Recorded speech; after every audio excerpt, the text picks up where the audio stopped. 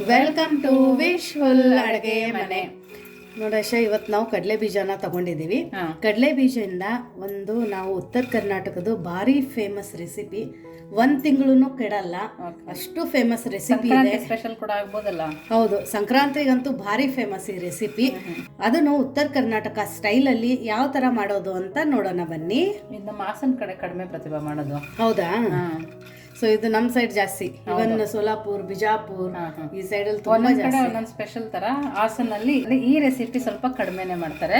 Okay, so ಇವಾಗ ಈ ಕಡಲೆ ಬೀಜದಿಂದ ಏನ್ ಮಾಡೋದು ಅಂತ ನೋಡೋಣ ಬನ್ನಿ. ನೋಡಿ, ಇಲ್ಲೊಂದು ಕಡಾಯಿನ ಇಟ್ಕೊಂಡಿರೋದು, ದಪ್ಪ ತಳ ಇರೋದು ತಗೊಳ್ಳಿ. ಮತ್ತೆ ಸ್ಪೆಷಲಿ ನಿಮ್ಮ ಹತ್ರ ಇದು ಕಬ್ಬಣದಿದ್ರೆ ಅದನ್ನ ಪ್ರಿಫರ್ ಮಾಡಿ, ಯಾಕಂದ್ರೆ ಯಾವುದೇ ಹುರಿಯೋದು ನಾವು ಕಬ್ಬಣದಲ್ಲಿ ಮಾಡಿದ್ರೆ ತುಂಬಾ ಚೆನ್ನಾಗಿ ಹುರಿಯುತ್ತೆ, ಮತ್ತೆ ಟೇಸ್ಟ್ ಕೂಡ ಚೆನ್ನಾಗಿ ಬರುತ್ತೆ. ಇಲ್ಲಿ ನಾನು 1 ಕಪ್ದಷ್ಟು ಎಳ್ಳನ್ನ ತಗೊಂಡಿದ್ದೀನಿ. ನೋಡಿ, ಈ ತರ ಪಾಲಿಶ್ಡ್ ಇರಬಾರ್ದು, ನೈಲಾನ್ ಇರಬಾರ್ದು. ಸೊ ಬಿಳಿ ಎಳ್ಳೆನೆ, ಬಟ್ ಇದು ನಾನ್ ಪಾಲಿಶ್ಡ್. ನೋಡಿ, ಈ ತರ ಎಳ್ಳನ್ನ ತಗೋಬೇಕು. ಸೊ ಇಲ್ಲಿ ನಾನು 1 ಕಪ್ದಷ್ಟು ಎಳ್ಳನ್ನ ತಗೊಂಡಿದ್ದೀನಿ. ಫ್ಲೇಮನ್ನು ಮಾತ್ರ ಮೀಡಿಯಂ ಫ್ಲೇಮಲ್ಲಿನೇ ಇಟ್ಕೋಬೇಕು, ಒಂದೇ ಉರಿ ಇರಬೇಕು, ಹೆಚ್ಚು ಕಡಿಮೆ ಮಾಡ್ಕೋಬಾರ್ದು. ನೋಡಿ, ಎಳ್ಳು ಹುರಿಬೇಕಾದ್ರೆ ಕೈ ಬಿಡಬಾರ್ದು, ಯಾಕಂದ್ರೆ ತುಂಬ ಬೇಗನೂ ಹುರಿಯುತ್ತೆ. ಮತ್ತು ಕೈ ಬಿಟ್ಟು ಬಿಟ್ಟು ಹುರಿದ್ರೆ ಒಂದೇ ಸಮ ಇದು ಹುರಿಯಲ್ಲ. ಹೌದು, ಒಂದ್ ಕಡೆ ಹತ್ತುತ್ತೆ, ಒಂದ್ ಕಡೆ ಹುರಿದಿರಲ್ಲ. ಹೌದು, ಮತ್ತು ಇದು ಸಿಡಿಯುತ್ತೆ ಬೇರೆ. ಹಾಗಾಗಿ ಮೀಡಿಯಂ ಫ್ಲೇಮಲ್ಲಿ ಇದನ್ನು ಹುರ್ಕೋಬೇಕು. ಮತ್ತು ಇದು ತುಂಬ ಬೇಗ ಹುರಿಯುತ್ತೆ. ನೋಡಿ, ಚಟಪಟ ಅಂತ ಇದೆ, ಆಗಲೇ ಕೆಂಪು ಆಗಿದೆ. ನೋಡಿ, ಇವಾಗ ಎಳ್ಳಿನ ಘಮ ಬರ್ತಾ ಇದ್ದಂಗೆನೆ ಕಲರ್ ಚೇಂಜ್ ಆಗಿ ಎಳ್ಳಿನ ಘಮ ಬರುತ್ತೆ. ಈ ತರ ಪಟ ಅನ್ನುತ್ತಲ್ಲ, ಈ ಟೈಮಲ್ಲಿ ಎಳ್ಳು ನೋಡಿ ಇಲ್ಲಿ ಉಬ್ಬಿರುತ್ತೆ. ಸ್ವಲ್ಪ ಎಳ್ಳಿನ ಸೈಜ್ ಡಬಲ್ ಆಗಿರುತ್ತೆ. ಹುರಿದ ನಂತರ ಘಮನೂ ಬರುತ್ತೆ, ಕಲರು ಚೇಂಜ್ ಆಗುತ್ತೆ. ಇವಾಗ ನೋಡು, ಪಟ ಅಂದು ಸೈಲೆಂಟ್ ಆಗುತ್ತಲ್ಲ, ಆ ಟೈಮಲ್ಲಿ ನಾವು ಇದು ಎಳ್ಳನ್ನ ತಕೊಂಡು ಬಿಡಬೇಕು. ಇದು ಉರಿಯೋ ಟ್ರಿಕ್. ಹೌದು. ಸೊ ನೋಡಿ, ಇವಾಗ ಇದನ್ನ ನಾವು ತಕೊಂಡು ಬಿಡೋಣ. ಸೊ ನೋಡಿ, ಎಳ್ಳನ್ನ ಒಂದು ಪ್ಲೇಟಲ್ಲಿ ತಗೊಂಡಿರೋದು, ಇದು ಆರಬೇಕು. ಇವಾಗ ಮತ್ತೆ ಇದೇ ಬಾಣಲಿಯಲ್ಲಿ ನಾವಿಲ್ಲಿ ಕಡಲೆ ಬೀಜನ ತಗೊಂಡಿರೋದು. 1 ಕಪ್ ಎಳ್ಳಕ್ಕೆ 2 ಕಪ್ಪು ಕಡಲೆ ಬೀಜ. ಇದನ್ನ ಯಾವ ತರ ಹುರಿಬೇಕು ಪ್ರತಿಭಾ? ಇದನ್ನು ಮೀಡಿಯಂ ಫ್ಲೇಮಲ್ಲಿನೇ ಚೆನ್ನಾಗಿ ಕೆಂಪು ಕಲರ್ ಬರೋ ತನಕ ಹುರ್ಕೋಬೇಕು. ಸೊ ಕಡಲೆ ಬೀಜ ಹುರಿಯೋದು ಒಂದು ಸ್ವಲ್ಪ ಲೇಟ್ ಆಗುತ್ತೆ, ಯಾಕಂದ್ರೆ ಫ್ಲೇಮ್ ನಾವು ಮೀಡಿಯಂ ಅಲ್ಲಿನೇ ಇಟ್ಕೋಬೇಕು. ಯಾಕಂದ್ರೆ ಮೇಲ್ಗಡೆ ಸಿಪ್ಪೆ ಚೆನ್ನಾಗಿ ಹುರಿದ್ರೆ ಮಾತ್ರ ಅದ್ರ ಟೇಸ್ಟ್ ಚೆನ್ನಾಗಿ ಬರೋದು, ಮತ್ತೆ ಉಚ್ಚುತ್ತೇನೋ ಬೇಗ, ಸಿಪ್ಪೆನೋ ಬೇಗ ಬಿಡಿಸ. ಹೌದು, ಬಟ್ ನಾವೇನು ಇಲ್ಲಿ ಇವತ್ತೆ ಸಿಪ್ಪೆ ತಕ್ಕೊಳ್ಳೋಂಗಿಲ್ಲ, ಯಾಕಂದ್ರೆ ಸಿಪ್ಪೆಯಲ್ಲಿನೇ ಜಾಸ್ತಿ ನ್ಯೂಟ್ರಿಷನ್ ಇರೋದು. ಸೊ ಇದು ಕಡಲೆ ಬೀಜ ಕೆಂಪದಾಗಿ ನಾವು ಪಕ್ಕಕ್ಕೆ ಹುರಿಯೋಕೆ ಇಟ್ಕೊಂಡು ನೆಕ್ಸ್ಟ್ ಏನು ಮಾಡೋದು ಅಂತ ನೋಡೋಣ ಬನ್ನಿ.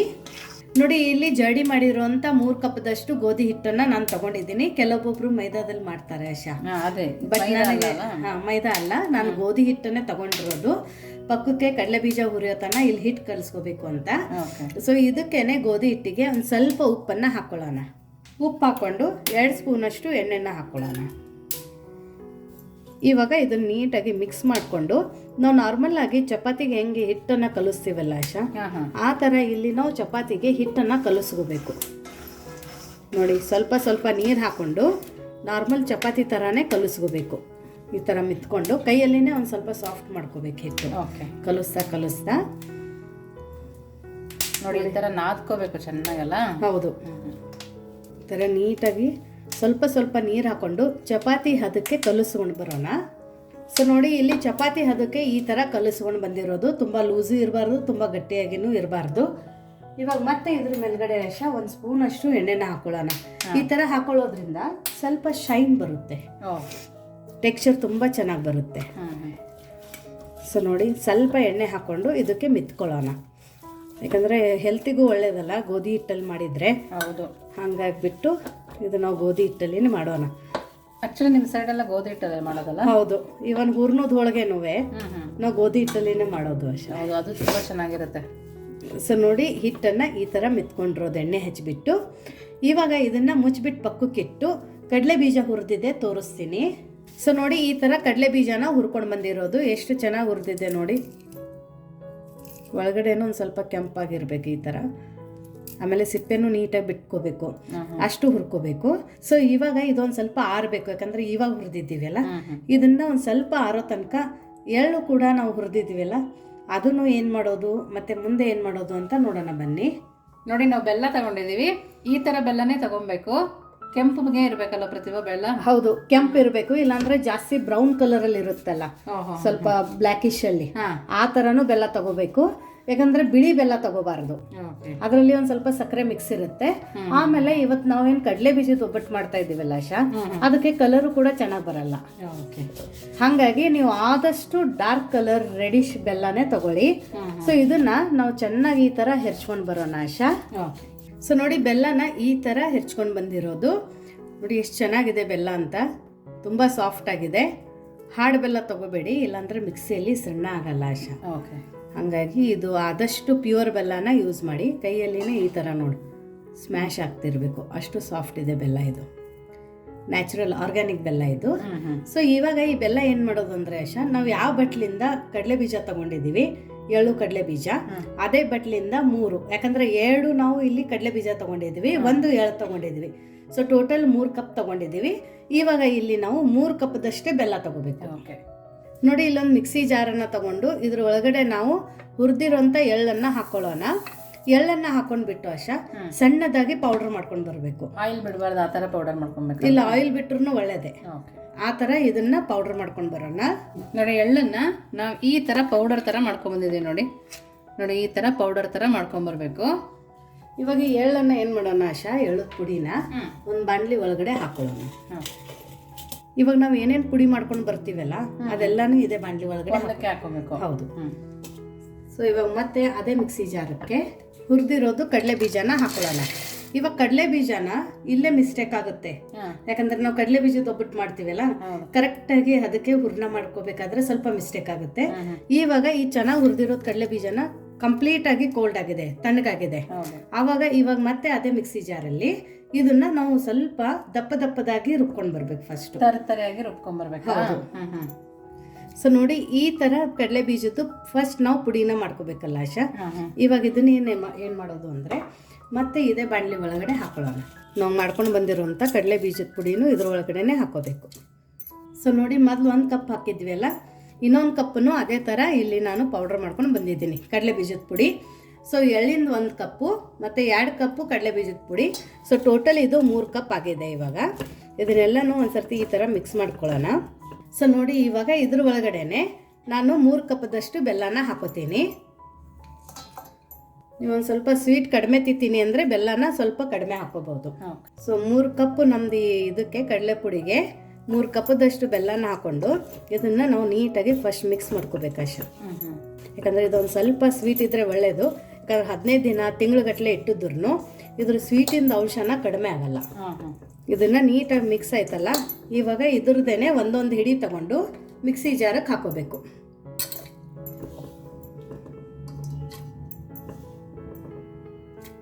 ಇದು ಮಿಕ್ಸ್ ಆಗೋ ಥರ ಮಿಕ್ಸಿ ಮಾಡಿ ಸಾಕಾಗುತ್ತಲ್ವಾ? ಹೌದು. ಸೊ ನೋಡಿ, ಬೆಲ್ಲ ಮತ್ತು ಕಡಲೆ ಬೀಜದ ಪುಡಿನ ಇದ್ರ ಮಿಕ್ಸಿ ಒಳಗಡೆ ಹಾಕೊಂಡಿರೋದು. ತುಂಬ ದಪ್ಪ ಇದ್ದರೆ ಕೈಯಿಂದ ಬೆಲ್ಲನ ಈ ಥರ ಒಡೆದ್ಬಿಟ್ಟು ಹಾಕಿ, ತುಂಬ ದಪ್ಪದ ಮಾಡ್ಕೊಳಕ್ಕೆ ಹೋಗಬೇಡಿ. ಇವಾಗ ಇದು ಆನು ಆಫು ಮಾಡ್ತಾ ಇದನ್ನು ಮಿಕ್ಸ್ ಮಾಡ್ಕೋಬೇಕು ಆಶಾ. ಸೊ ನೋಡಿ, ಇದು ಈ ಥರ ನೀಟಾಗಿ ಮಿಕ್ಸ್ ಮಾಡ್ಕೊಂಡು ಬಂದಿರೋದು. ಹಿಂಗೆ ಒತ್ತಿದ್ರೆ ಆಶಾ ಈ ಥರ ಉಂಡೆ ಆಗಿರಬೇಕು. ಅಂದ್ರೆ ನಮ್ಮದು ಸ್ವೀಟು ಮತ್ತು ಕಡಲೆ ಬೀಜದ ಪುಡಿ ನೀಟಾಗಿ ಮಿಕ್ಸ್ ಆಗಿದೆ, ಕರೆಕ್ಟಾಗಿ ಹದಕ್ಕಿದೆ ಅಂತ. ಸೊ ಇವಾಗ ಇದನ್ನು ನಾವು ಒಂದು ಬೌಲಕ್ಕೆ ಹಾಕೊಳ್ಳೋಣ. ನೋಡಿ, ಎಲ್ಲದೂ ಇದೇ ಥರ ಮಾಡ್ಕೊಂಡು ಬರ್ತೀನಿ.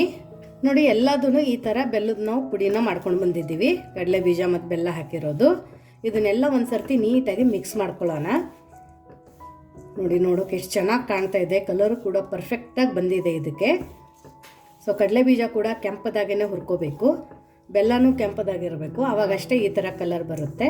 ಸೊ ನೋಡಿ, ಇವಾಗ ಆಶಾ ಇಲ್ಲಿ ಹೂರ್ಣ ಮಾಡಬೇಕಾದ್ರೂ ಕೆಲವರು ಮಿಸ್ಟೇಕ್ ಮಾಡ್ಕೋತಾರೆ, ಸುಮಾರು ಜಾಸ್ತಿ ನೀರನ್ನು ಹಾಕಿಬಿಡ್ತಾರೆ. ಇದಕ್ಕೆ ಬರೀ 2 ಸ್ಪೂನ್ ನೀರು ಬೇಕು. ಹೌದಾ? ಹೌದು. ಅದನ್ನು ಕುದಿಯ ನೀರು. ನೋಡಿ, ಇಲ್ಲಿ ನಾನು ಕುದಿಯ ನೀರನ್ನು ತಗೊಂಡಿದ್ದೀನಿ. ಬರೀ 2ರಿಂದ 3 ಸ್ಪೂನ್ ಅಷ್ಟೇ ಹಾಕೋತಾ ಇದ್ದೀನಿ. ಮಿಕ್ಕಿದ್ದನ್ನು ಇಟ್ಕೊಳ್ಳೋಣ, ಬೇಕಂದ್ರೆ ನೋಡ್ಬಿಟ್ಟು ಹಾಕೊಳ್ಳಿ. ಆಮೇಲೆ ಇಮಿಡಿಯೇಟಾಗಿ ನೀಟಾಗಿ ಮಿಕ್ಸ್ ಮಾಡ್ಕೊಳ್ಳಿ. ತುಂಬ ಚೆನ್ನಾಗಿ ಕುದಿಯಿರ್ಬೇಕು ನೀರು, ಕಾಯ್ದಿನ ನೀರನ್ನೇ ಹಾಕೊಬೇಕು. ಹಾಂ, ಹೌದು, ಅಷ್ಟೇ ಸಾಕು. 2ರಿಂದ 3 ಸ್ಪೂನು ಹೂರ್ಣ ಮಾಡೋಕೆ ನೀರು. ನಮ್ಮ ಸೈಡ್ ಅಥೆಂಟಿಕ್ ಅಂದರೆ ಆಶಾ ಇನ್ನೂ ಅಂದರೆ ಈ ಥರ ಹೂರ್ಣನ ಮಾಡಿಕೊಂಡು ಇಡೀ ನೈಟ್ ಇಟ್ಬಿಟ್ಟು ಬೆಳಗ್ಗೆಗೆ ಮಾಡ್ತಾರೆ. ಹಾ. ಇದ್ರದ್ದು ಕಡಲೆ ಬೀಜದ ಎಣ್ಣೆ ತುಂಬ ಚೆನ್ನಾಗಿ ಬಿಡುತ್ತೆ. ಓಕೆ. ಬಟ್ ನನಗೆ ಕಂಪ್ಲೀಟಾಗಿ ಇನ್ಸ್ಟಂಟಾಗಿ ಮಾಡ್ತೀನಿ, ಯಾಕಂದರೆ ಕಂಪ್ಲೀಟ್ ನ್ಯೂಟ್ರಿಷನ್ ಸಿಗುತ್ತೆ ಅಂತ. ಹಾಗಾಗಿ ನಾನು ಇನ್ಸ್ಟಂಟಾಗಿಯೇ ಯಾವ ಥರ ಮಾಡೋದು ಅಂತ ಇವತ್ತು ಹೇಳ್ಕೊಡ್ತಾ ಇದ್ದೀನಿ. ಸೊ ನೋಡಿ, 2-3 ಸ್ಪೂನಕ್ಕೆ ನಮ್ಮ ಹೂರ್ಣ ಆಲ್ಮೋಸ್ಟ್ ರೆಡಿಯಾಗಿದೆ. ಇವಾಗ ಇನ್ನೊಂದು ಸ್ವಲ್ಪ ಹಾಕ್ಕೊಳ್ಳೋಣ. ಬಿಸಿ ನೀರನ್ನೇ ಹಾಕ್ಕೋಬೇಕು. ನೋಡಿ ಇಷ್ಟೇ, ನಾನು ನೀರು ಎಷ್ಟು ತೊಗೊಂಡಿದ್ದೀನಿ ಅದರದ್ದು ಅರ್ಧ ಇನ್ನು ಹಾಗೆ ಮಿಕ್ಕಿದೆ. ಸೊ ಇಲ್ಲಿ 4 ಸ್ಪೂನ್ ನೀರನ್ನು ನಾನು ಯೂಸ್ ಮಾಡ್ಕೊಂಡಿದ್ದೀನಿ. ನೋಡಿ ಈ ಥರ ಉಂಡೆಯಾಗಿ ಹೂರ್ಣ ನೀಟಾಗಿ ರೆಡಿಯಾಗಿರಬೇಕು. ಇದು ಕರೆಕ್ಟಾಗಿ ಆಗಿದೆ. ಇವಾಗ ಇದನ್ನ ಏನು ಮಾಡೋದು ಅಂದರೆ ಅಷ್ಟೇ, ಇವಾಗ ಚಿಕ್ಕದಾಗಿ ಉಂಡೆನ ತೊಗೊಂಡು ನಾವು ಹೂರ್ಣಕ್ಕೆ ಹೆಂಗೆ ಉಂಡೆ ಕಟ್ತೀವಿ ಆ ಥರ ಕಟ್ಕೋಬೇಕು. ನಮ್ದು ಹೂರ್ಣ ಕರೆಕ್ಟಾಗಿ ಆಗಿದೆಯೋ ಇಲ್ಲೋ ಅಂತ ಇಲ್ಲಿ ಗೊತ್ತಾಗುತ್ತೆ. ಹೌದು, ಉಂಡೆ ನೀಟಾಗಿ ಬಂತು ನೋಡಿ. ಉಂಡೆನೂ ಬಂತು, ಇದ್ರದ್ದು ಎಣ್ಣೆನೂ ಕೂಡ ಬಿಟ್ಟಿದೆ, ಹಾಂ ಹಾಂ ಹಾಂ, ಶೈನ್ ಬಂದಿದೆ ನೋಡಿ ಕಂಪ್ಲೀಟಾಗಿ. ಸೊ ಇದೇ ಥರ ಎಲ್ಲ ಉಂಡೆನ ಮಾಡ್ಕೊಂಡು ಬರೋಣ. ನೋಡಿ ಎಲ್ಲ ಉಂಡೆನೂ ಅದೇ ಥರ ಮಾಡಿದ್ದೀವಿ. ನೋಡ್ತಾ ಇದ್ದೀರಲ್ಲ ಎಷ್ಟು ಚೆನ್ನಾಗಿ ಶೈನಿಂಗ್ ಕೂಡ ಕಾಣ್ತಾ ಇದೆ. ಕೈಯಲ್ಲಿ ನೋಡಿ ಎಣ್ಣೆ ಹೆಂಗೆ ಬಿಟ್ಟಿದೆ ಕಡಲೆ ಬೀಜದ್ದು. ನಾವೆಲ್ಲದನ್ನು ಇದೇ ಥರ ಮಾಡಿ ಪಕ್ಕಕ್ಕೆ ಇಟ್ಕೊಂಡು ನೆಕ್ಸ್ಟ್ ಏನು ಮಾಡೋದು ಅಂತ ನೋಡೋಣ ಬನ್ನಿ. ಸೊ ನೋಡಿ, ಕೈಗೆ ಒಂದು ಸ್ವಲ್ಪ ಎಣ್ಣೆನ ಹಚ್ಕೊಂಡು ನಾವು ಕಲಸಿಟ್ಕೊಂಡಿದ್ವಲ್ಲ ಆಶಾ ಹಿಟ್ಟು ತುಂಬ ಚೆನ್ನಾಗಿ ನೆಂದಿದೆ. ನಾವು ಹೌದು, ಸ್ವಲ್ಪ ಮಿತ್ಕೊಳ್ಳೋಣ. ತುಂಬ ಸಾಫ್ಟಾಗಿ ತುಂಬ ಚೆನ್ನಾಗಿ ನೆಂದಿದೆ. ನಾವು ಚಪಾತಿ ಹಿಟ್ಟು ಹೊಡೆದಿದ್ದು ಅದರಲ್ಲಿ ಮಾಡ್ಕೊಂಡ್ಬಿಡ್ತೀವಿ, ಅದರಲ್ಲಿನೂ ಮಾಡ್ಕೋಬೋದು. ಸೊ ಇವಾಗ ನಾವು ಹೂರ್ಣ ಹೆಂಗಂದ್ರೆ ಹೂರ್ಣದ ಹದ ನೋಡಿಕೊಂಡು ಚಪಾತಿ ಹದ ನೋಡ್ಕೋಬೇಕು. ಎರಡು ಸೇಮ್ ಕನ್ಸಿಸ್ಟೆನ್ಸಿ ಇರಬೇಕು. ಒಂದು ಲೂಸು ಒಂದು ಗಟ್ಟಿ ಇದ್ರೆ ಹೂರ್ಣ ಆಚೆ ಬರಲ್ಲ, ಅಥವಾ ಹಿಟ್ಟು ಸೈಡಿಗೆ ನೀಟಾಗಿ ಸ್ಪ್ರೆಡ್ ಆಗಲ್ಲ. ಹಂಗಾಗ್ಬಿಟ್ಟು ಹದ ಎರಡೂ ಸೇಮೇ ಇರಬೇಕು. ಅಕಸ್ಮಾತ್ ಹೂರ್ಣ ಲೂಸ್ ಆಗಿದೆ ಅಂದರೆ ಹಿಟ್ಟು ಕೂಡ ಒಂದು ಸ್ವಲ್ಪ ಲೂಸ್ ಮಾಡ್ಕೊಳ್ಳಿ. ಇವಾಗ ಇದ್ರದ್ದೇನೆ ಚಿಕ್ಕದಾಗಿ ಒಂದು ಉಂಡೆನ ತಗೊಳ್ಳೋಣ. ಈ ಥರ ನೆಕ್ಸ್ಟ್ ಏನು ಮಾಡೋದು ಅಂತ ನೋಡೋಣ. ನೋಡಿ, ಇಲ್ಲಿ ನಾನು ಇವಾಗ ಒಂದು ಸ್ವಲ್ಪ ಅಕ್ಕಿ ಹಿಟ್ಟನ್ನು ತೊಗೊಂಡಿದ್ದೀನಿ, ಯಾಕಂದರೆ ಒಂದು ಸ್ವಲ್ಪ ಕ್ರಿಸ್ಪಿನೆಸ್ಸು ಇರಲಿ ಅಂತ ಹೇಳ್ಬಿಟ್ಟು. ಇಲ್ಲಾಂದರೆ ನೀವು ಗೋಧಿ ಹಿಟ್ಟನ್ನು ಕೂಡ ಬಳಸ್ಕೋಬೋದು, ಮೈದಾನೂ ಬಳಸ್ಕೋಬೋದು. ಬಟ್ ಆದಷ್ಟು ಮೈದಾನ ಅವಾಯ್ಡ್ ಮಾಡೋಣ ಅಂತ ಇಲ್ಲಿ ಒಂದು ಸ್ವಲ್ಪ ಅಕ್ಕಿ ಹಿಟ್ಟನ್ನು ತೊಗೊಂಡಾಶ ಅಕ್ಕಿ ಹಿಟ್ಟು ಒಳಗಡೆ ಒಂದು ಸರ್ತಿ ಈ ಉಳ್ಳೆನ ಈ ಥರ ನೀಟಾಗಿ ಹಚ್ಕೊಳ್ಳೋಣ. ಹಚ್ಕೊಂಡ್ಬಿಟ್ಟು ಕೈಯಿಂದ ಈ ಥರ ಸ್ಪ್ರೆಡ್ ಮಾಡ್ಕೊಳ್ಳೋದು. ಜೋಳದ ರೊಟ್ಟಿಗೆಲ್ಲ ಮಾಡ್ಕೊಳ್ತೀವಲ್ಲ ಆ ಥರ. ಹಾಂ, ಹೂರ್ಣ ತುಂಬ್ಕೊಳ್ಳೋಕ್ಕೆ ಮಾಡ್ತೀವಲ್ಲ ಈ ಥರ. ಎಡ್ಜಸ್ ಮಾತ್ರ ತಿನ್ನಾಗಿರಬೇಕು, ಮಧ್ಯದಲ್ಲಿ ದಪ್ಪ ಇರಬೇಕು. ಇವಾಗ ಇದಕ್ಕೇನೆ ಮಾಡ್ಕೊಂಡಿದ್ವಲ್ಲ ಉಂಡೆ, ಅದನ್ನು ಇಟ್ಕೊಳ್ಳೋದು. ನೋಡಿ, ಇದನ್ನು ಒಂದು ಸ್ವಲ್ಪ ಹಿಂಗೆ ಪ್ರೆಸ್ ಮಾಡ್ತಾ ಆಶಾ ಕ್ಲೋಸ್ ಮಾಡ್ಕೋಬೇಕು ನೀಟಾಗಿ. ತುಂಬ ಈಸಿ ಇದೆ, ತುಂಬ ದಿಢೀರಂತ ಆಗುತ್ತೆ.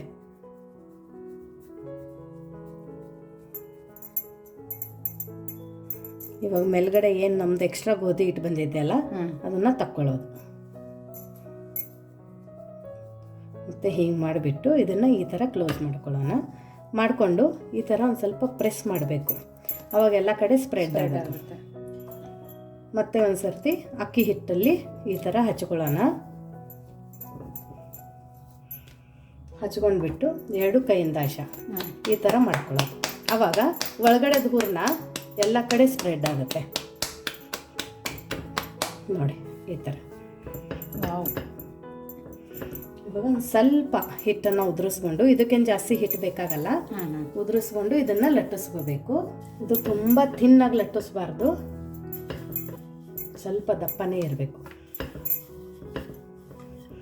ತುಂಬ ಬೇಗ ಆಗುತ್ತೆ ಆಶಾ ಇದು. ಹೌದು ನೋಡಿ, ಹೂರ್ಣ ಎಲ್ಲ ಎಡ್ಜಸ್ಸೋಗಿ ಬಂದಿದೆ.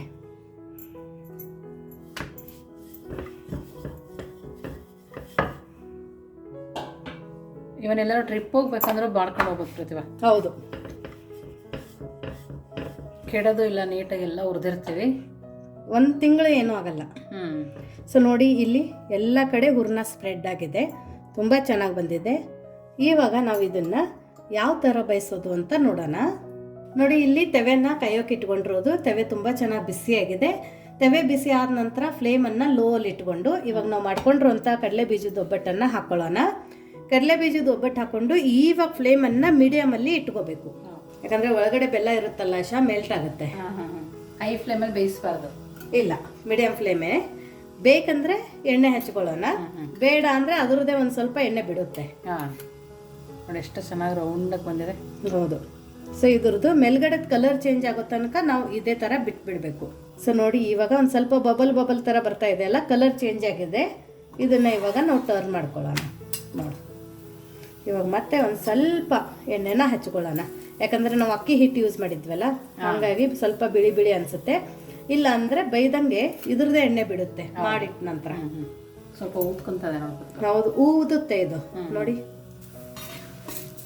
ಇದು ಉತ್ಕೋಬೇಕಾದ್ರೆ ಸ್ವಲ್ಪ ಈ ಥರ ಸರಿಸ್ಕೋಬೇಕು, ಇಲ್ಲಾಂದರೆ ಹೊತ್ತು ಬಿಡುತ್ತೆ. ಮತ್ತು ಇದು ಬೈಯೋದು ತುಂಬ ಫಾಸ್ಟ್ ಅಷ್ಟ. ಹೌದು, ಎಲ್ಲ ಫ್ರೈ ಮಾಡಿದ್ದೀವಲ್ಲ. ಹೌದು ನೋಡಿ. ಇವಾಗ ಮತ್ತೆ ಇದು ಒಂದ್ಸರ್ತಿ ಟರ್ನ್ ಮಾಡ್ಕೊಳ್ಳೋಣ. ಚೆನ್ನಾಗಿ ಕಲರ್ ಬರಬೇಕು ಇದಕ್ಕೆ. ಸ್ವಲ್ಪ ಕೆಂಪು ಕಲರ್ ಬಂತಂದರೆ ತಿನ್ನೋಕ್ಕೂ ರುಚಿ. ಅದು ಇನ್ನೊಂದು ಸರ್ತಿ ಟರ್ನ್ ಮಾಡೋಣ. ಇದು ಪರ್ಫೆಕ್ಟಾಗಿ ಆಗಿದೆ ನೋಡಿ. ಫ್ಲೇಮನ್ನು ಲೋಲ್ ಮಾಡ್ಕೊಳ್ಳಿ. ಇದನ್ನು ಇವಾಗ ತಕ್ಕೊಳ್ಳೋಣ. ತಕ್ಕೊಂಡು ಇದೇ ಥರ ಪ್ಲೇನ್ ಆಗಿನೇ ಇಟ್ಕೋಬೇಕು ಆಶಾ. ಹೌದಾ? ನೀವು ಹಾಕೋಕೆ ಹೆಚ್ಚು ಕಡಿಮೆ ಆದರೆ ಹೂರ್ಣ ಸರ್ದು ಬಿಡುತ್ತೆ. ಸೊ ನೋಡಿ, ನಾನು ಈ ಥರ ಇವನ್ ಆಗಿ ಇಟ್ಕೊಂಡಿದ್ದೀನಿ.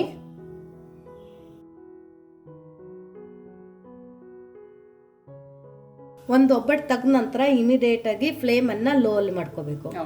ಆಮೇಲೆ ಒಬ್ಬಟ್ಟು ಹಾಕಿದ ತಕ್ಷಣ ಲೋ ಟು ಮೀಡಿಯಮಲ್ಲಿ ಇಟ್ಕೋಬೇಕು. ಸೊ ಇದು ತುಂಬ ಇಂಪಾರ್ಟೆಂಟ್ ಇದೆ ಫ್ಲೇಮು ಇದಕ್ಕೆ. ಸೊ ಮತ್ತೆ ಒಂದು ಸ್ವಲ್ಪ ಎಣ್ಣೆನ ಹಾಕೊಳ್ಳೋಣ, ತಿರುಗಿಸ್ಕೊಳ್ಳಿ. ಇದನ್ನು ತುಂಬ ಚೆನ್ನಾಗಿ ಬೈದಿದೆ, ತಕ್ಕೊಳ್ಳೋಣ. ನೋಡಿ, ಕಡಲೆ ಬೀಜದ್ದು ಒಬ್ಬಟ್ಟು ರೆಡಿಯಾಗಿದೆ. ತುಂಬ ಡಿಫ್ರೆಂಟು, ಯುನೀಕು ಮತ್ತು ಅಥೆಂಟಿಕ್ ಉತ್ತರ ಕರ್ನಾಟಕ ರೆಸಿಪಿ ಕಡಲೆ ಬೀಜದ ಒಬ್ಬಟ್ಟು. ಆಶಾ, ತಿನ್ಬೇಕಂದ್ರೆ ಇದಕ್ಕೆ ಹಾಲು ಗೀಲು ತಿನ್ನಬಾರ್ದು. ಸೊ ಇದನ್ನು ಗಟ್ಟಿ ತುಪ್ಪ ಇರುತ್ತಲ್ಲ, ಈ ಥರ ಹಾಕೊಂಡು ತಿನ್ಬೇಕು ನೋಡಿ. ನಾವು ಅಕ್ಕಿ ಹಿಟ್ಟು ಹಚ್ಚೋದ್ರಿಂದ ಸ್ವಲ್ಪ ಸ್ಟಿಫ್ ಆಗಿ ಮತ್ತೆ ತುಂಬಾ ಚೆನ್ನಾಗಿ ಬರುತ್ತೆ. ತುಂಬಾ ದಿನ ಇಡ್ತೀವಲ್ಲ ಅದರಿಂದ. ಹೌದು, 1 ತಿಂಗಳು ಏನೂ ಆಗಲ್ಲ. ಸೊ ಇದನ್ನ ಓಪನ್ ಮಾಡಿ ತೋರಿಸ್ತೀನಿ ತಿನ್ನೋದು ಹೆಂಗೆ ಅಂತ. ಈ ಥರ ನಾವು ಯೂಶ್ವಲಿ ಕೈಯಲ್ಲಿ ಹಿಡ್ಕೋತೀವಿ ಆಶಾ. ಹಿಡ್ಕೊಂಡು ಕಟ್ ಮಾಡಿ ಈ ಥರ ತುಪ್ಪನ ಹಚ್ಕೊಂಡು ತಿನ್ನಬೇಕು. ಒಬ್ಬಟ್ಟದು ಒಳಗಡೆನೂ ತೋರಿಸ್ತೀನಿ ಹೂರ್ಣ. ಎಷ್ಟು ಚೆನ್ನಾಗಿ ಬಂದಿದೆ ಹೂರ್ಣ ಅಂತ.